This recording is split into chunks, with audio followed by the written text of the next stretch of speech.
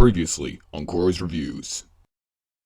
Back to the Future was released in 1985 and it was directed by Robert Zemeckis, was produced by Steven Spielberg, and stars Michael J. Fox and Christopher Lloyd. Back to the Future is a movie trilogy I've honestly been wanting to do for quite a while now, almost about a year actually. Now it's true that I did get multiple requests to do this trilogy, however I'm actually doing them just because I wanted to do them anyway. So people were just asking me to do a review I already wanted to do, so it's a win-win. Now Back to the Future Part 2 is...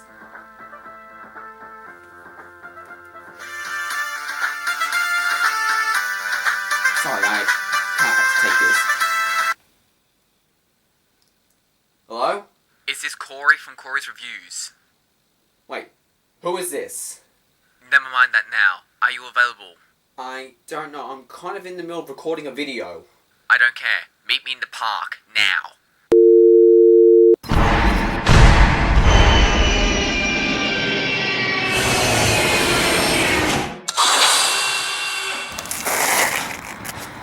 Hold up, is that Corey? I'm you from the future. Listen to me. You're about to review Back to the Future Part 2, right? Yes. I'd like to do it. Why? Because I'm you from the future and Back to the Future Part 2 kind of takes place in the future. Okay, I guess it won't hurt if my future self does it. Thanks. You won't regret it, I promise. So how'd it go? Couldn't have gone better. So now what? I need to go. Okay, see you then. Dude, you have to come with me. Where? Back to the future! You ready? Yes. Now let's go!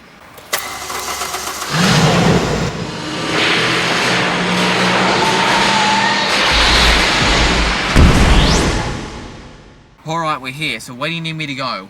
Alright, so the place I need you to go to is September 12th, 2015.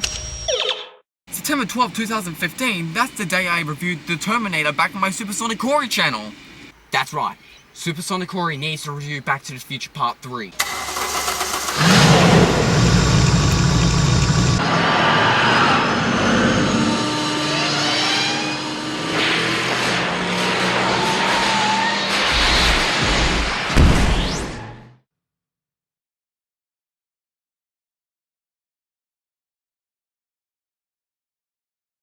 Hello everyone, Supersonic Corey here, and today I'll be reviewing Back to the Future.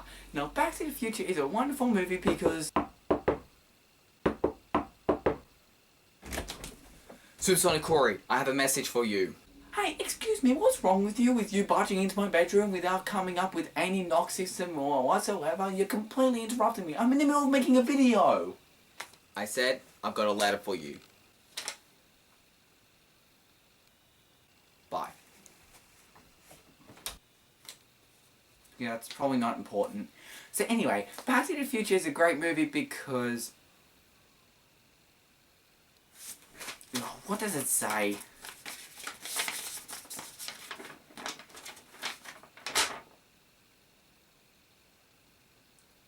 Dear Supersonic Corey, this is future you writing to the past. Long story, don't ask. If you're reading this, that means that you are in terrible danger. Considering you promised in your Terminator Genesis review you were going to upload a review of all previous Terminator movies and yet you haven't done it, you are in terrible danger and there is a Terminator coming right after you. I'd hurry up and get the review done. Signed, Future Corey. Well, as if that's ever gonna happen. So anyway, I'm here to talk about Back to the Future, so I'm going to say that it's a wonderful movie because...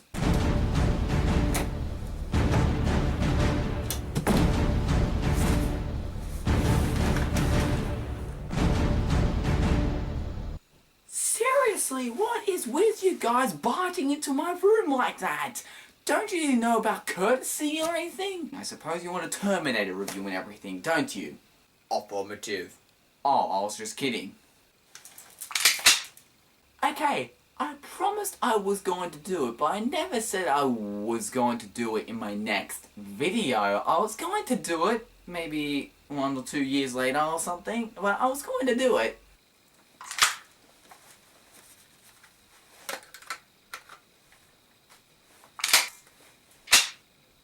Okay, fine, I'll do the review.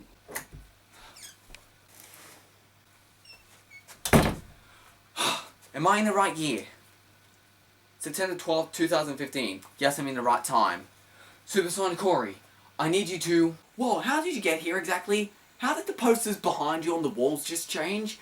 How did the lighting just change? Like, it's like as if I'm doing this video on a completely different date. Wow. For once, I actually broke the fourth wall. But that doesn't matter. I'm you from the year 2016, and you need to review Back to the Future. Oh boy, I completely forgot about you. How did you get here in the first place? I managed to get here with the DeLorean, but you? How did you get here? I came from October 21st, 2017.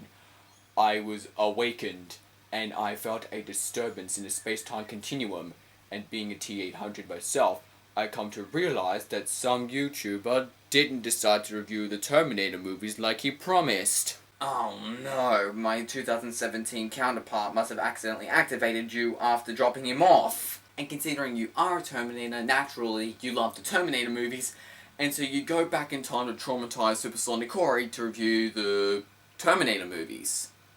But that doesn't matter.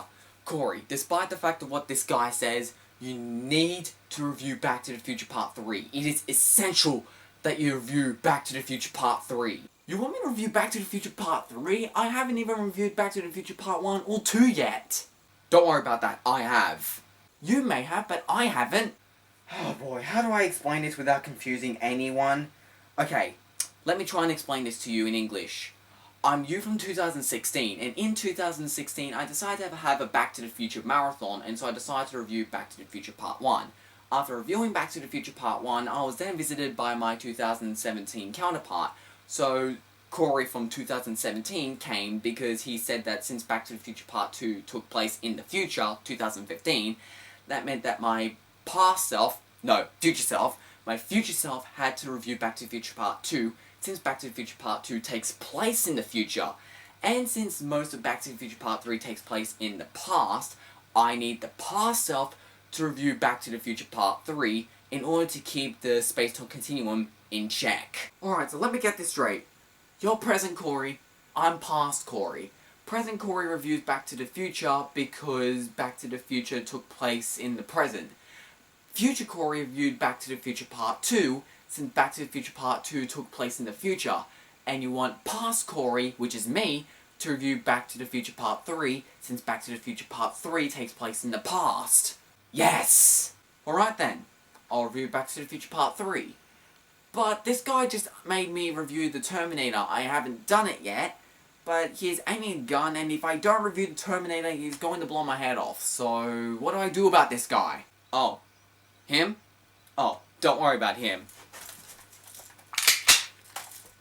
Yippee-ki-yay, motherfudger! Die Hard reference for the win! Besides, I have all 5 Terminator movies on DVD, and I upload a lot more frequently and have a much more consistent upload schedule than you do, so it'd be a lot easier if I did it. Alright then! Let's do this! Oh. And I'm putting this back on.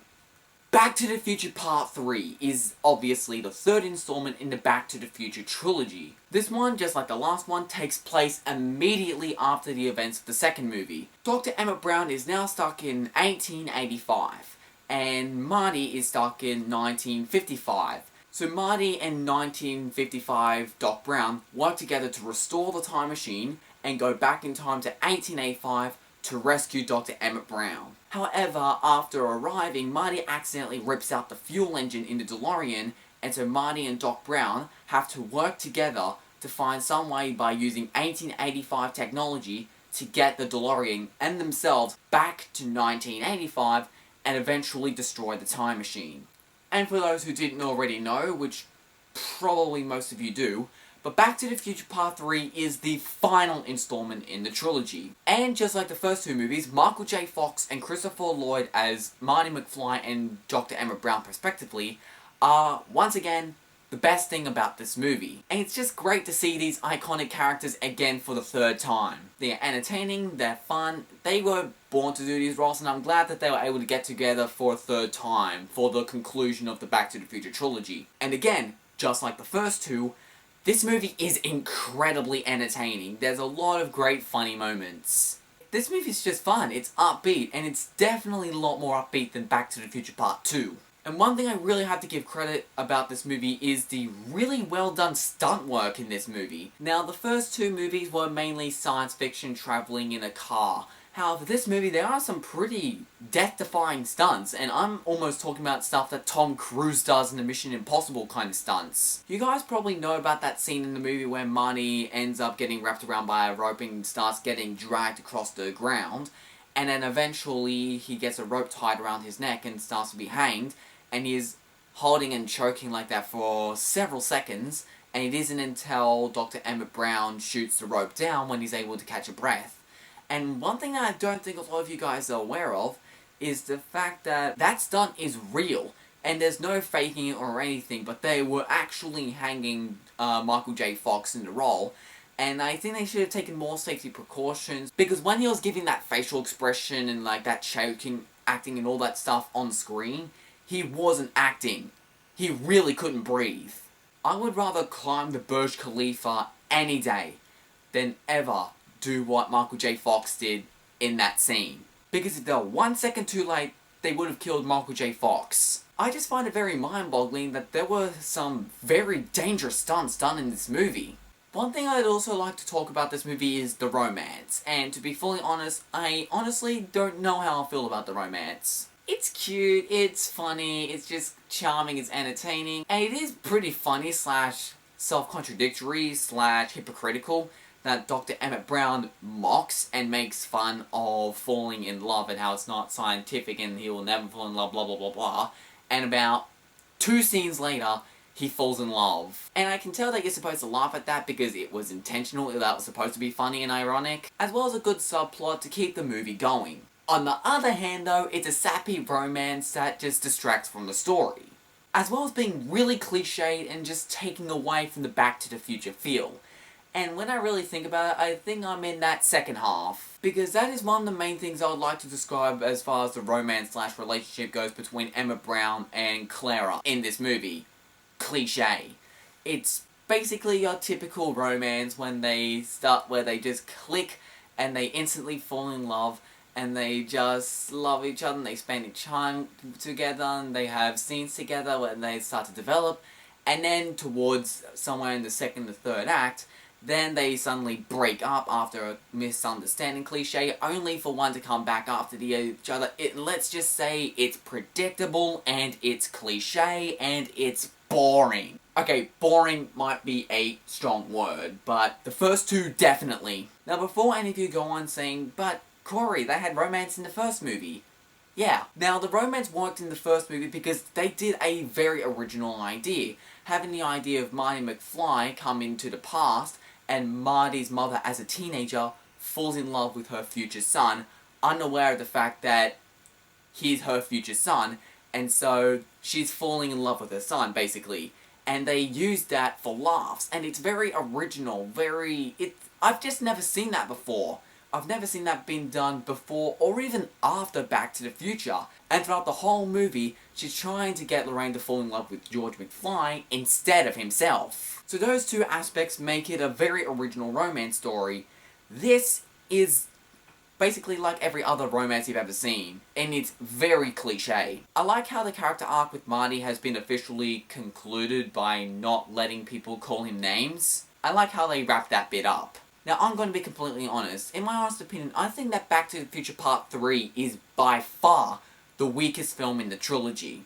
One of the people behind this movie, I believe it was Robert Zemeckis, but he said that he really loved the Western genre, and so when given the chance to do Back to the Future Part 3, he basically tried to make it a Western. And I feel like that's the biggest mistake in the whole trilogy. Because in my opinion, I feel like that Robert Zemeckis was just trying too hard to make this movie a Western. It really loses that soul that the first two movies had. Like it or not, Back to the Future is a sci-fi. And it feels like that Robert Zemeckis was trying to turn Back to the Future Part 3 from a sci-fi into a Western, and it doesn't work for me. Because doing that, it loses the genre that the movie was, and since it feels like it's transforming genre, it's losing that soul that the first two movies had. People are split as to which one is better, Back to the Future Part 2 or Back to the Future Part 3, and I honestly like Back to the Future Part 2 a bit more, just simply because Back to the Future Part 2 still knew it was a sci-fi. It didn't try to be a western, it knew it was the same genre as the first movie and they stuck to it, and so it had the same soul that the first movie had. Back to the Future 3 doesn't. You can tell this movie is trying its hardest to be a western, and it does not work. Robert Zemeckis was trying to turn Back to the Future Part 3 into something it's not. For me, Back to the Future Part 3 should not have been a western. I gotta say though that I love the climax of this film. I think it might be my favourite climax of the trilogy. Although, whether or not it beats the first one, I think that's hard to say. But another massive problem I have with Back to the Future Part 3 is the ending. Now, I usually do my best to avoid spoilers in my reviews, but I want to go and spoil a bit of Back to the Future Part 3 and describe and talk about the ending and why I'm not really a fan of the ending. Throughout all of Back to the Future Part 2 and Part 3, Dr. Emmett Brown is always talking about how dealing with the space-time continuum is just too dangerous, and how he wants to destroy the DeLorean as soon as everything is put back to normal, which takes all 2 movies to do. But after not being able to make it to 1985, what does he do? He builds another one, of course! Hypocrite much? You want to avoid more time travel, and yet you build another one? Not only that, but he goes ahead and he actually gets married and has a family with someone that is at a different time period to him, which he said that he would not do for the sake of keeping the space-time continuum safe, and he goes to 1985 and doesn't stay there or destroy the train time machine or anything. He doesn't return Marty McFly's hoverboard, which really annoys me actually, and he just goes and takes off and travels to who knows whatever time period. So it feels like everything that this character stands for in the trilogy is suddenly thrown out the window within just the last few seconds of the movie, which I find really annoying. It just feels like a cheap cop-out to me, and it really takes me out of it. It's a cop-out ending, and it's a hypocritical ending. So for me, making Back to the Future Part 3 a western, the romance, and the cop-out ending, and put all that together, out of all 3 movies, this would explain why Back to the Future Part 3 is definitely my least favourite of the trilogy. But Back to the Future Part 3 is still a great movie, it's just the most flawed of the 3. It's not just Part 3, the whole trilogy is a great trilogy. Seriously, if you haven't seen Back to the Future Part 3 or any of these 3 movies yet, watch them now. They're on Netflix, so rent them, buy them, watch them on Netflix, whatever. But in any way you can, marathon them. Just watch all 3 movies back to back. Trust me, you won't regret it. I'm Supersonic Corey, signing off. Well said, Supersonic Corey. Well said. Whoa, I didn't know that you were watching and listening to that the whole time. Well, of course I was here the whole time. I never left the room. Now, I'm sick of Supersonic Corey, and I'm going back to 2015 with the better channel. Hasta la vista, baby. Well, that was weird.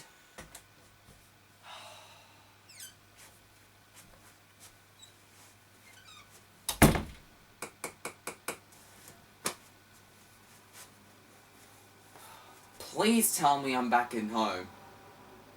2016! Yes!